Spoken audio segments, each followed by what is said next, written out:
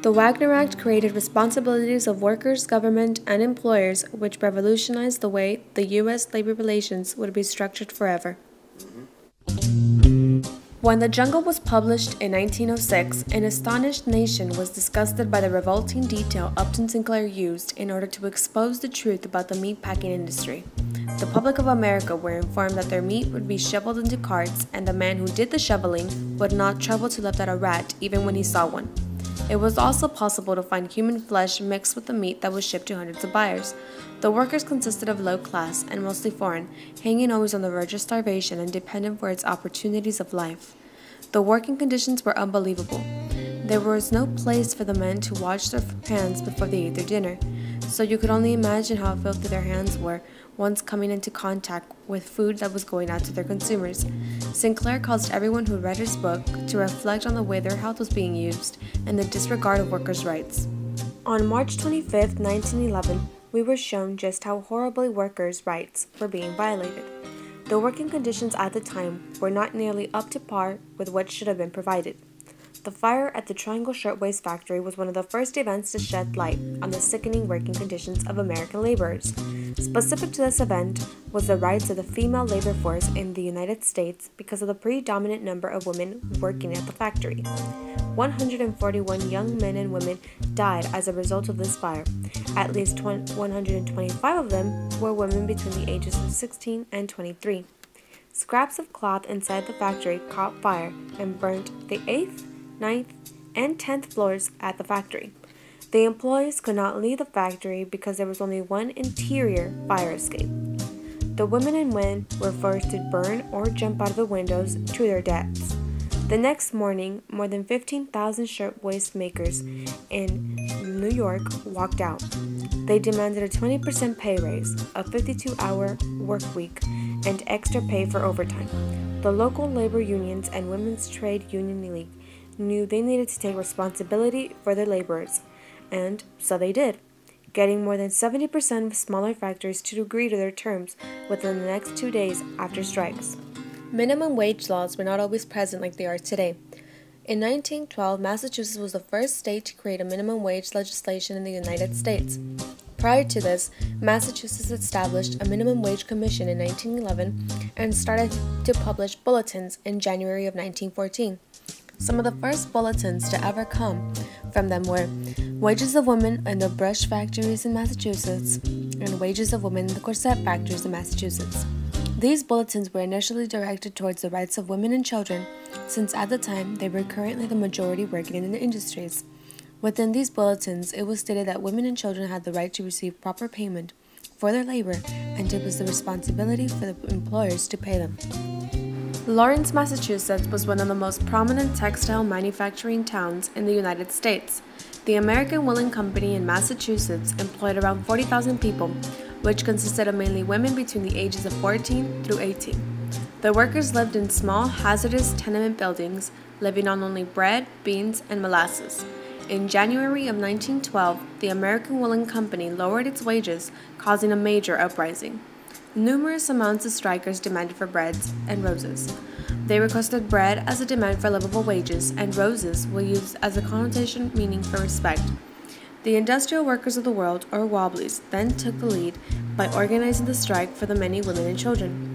On March 12, 3 months after the strikers walked out, the American Woolen Company surrendered, giving the strikers an increase in wages, overtime pay, and rules about discrimination.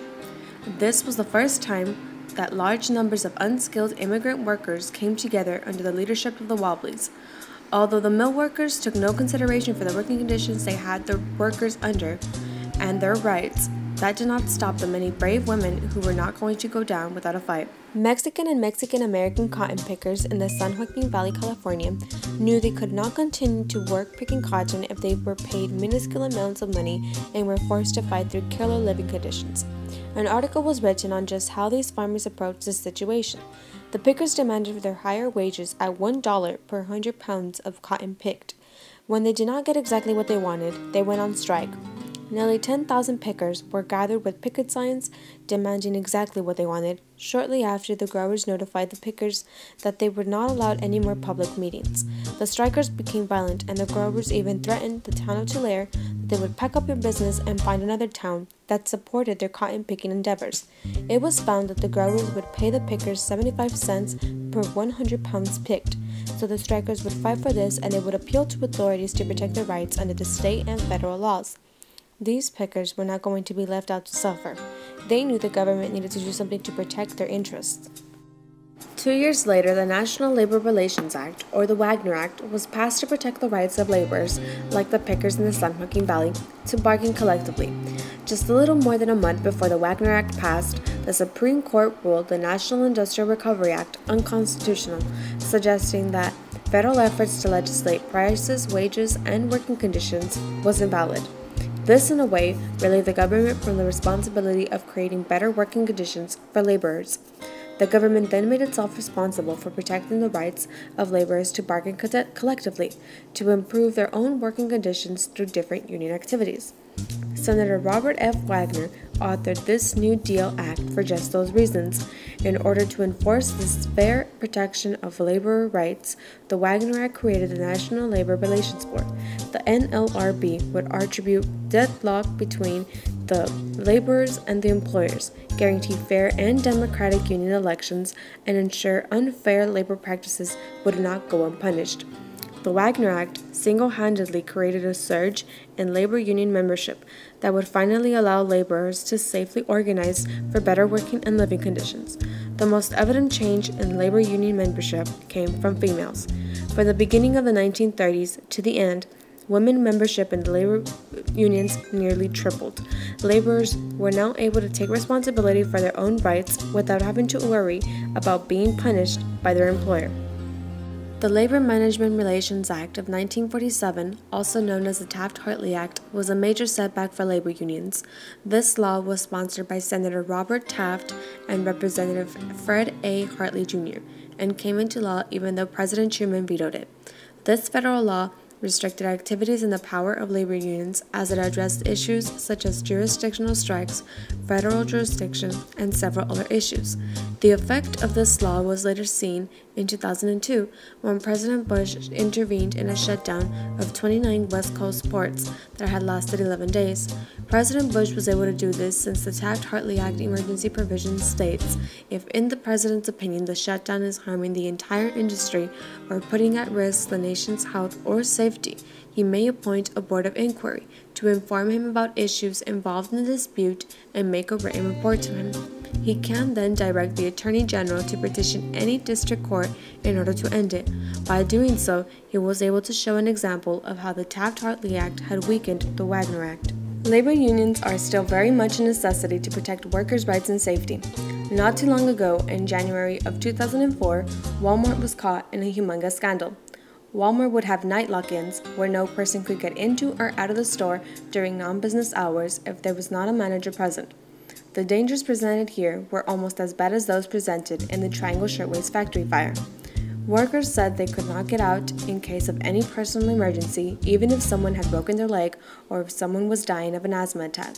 The emergency exit was hardly an option because the employees had been notified that if they used it for anything other than a fire, they would be fired immediately.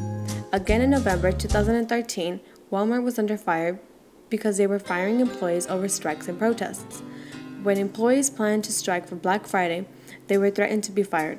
The National Labor Relations Board took responsibility and said it would file a report for violation of workers' rights, but instead it allowed the corporation and its employees to work out an agreement. As one can see, the products of the Wagner Act are still evident today, protecting the rights of laborers to organize for the protection of their rights. What do you know about the Wagner Act? It established a federal agency, the NLRB. And from that, how do you think it has affected the relations between laborer and employer in the United States? It gave leverage to the laborer by empowering them to seek better working conditions. Is the government wrong for trying to mediate issues between labor and employer? No, sometimes it is necessary to have a neutral party. As a small business owner, how would you react to your employees organizing against you? I would hear them out and weigh my options between their demands and the future of my business.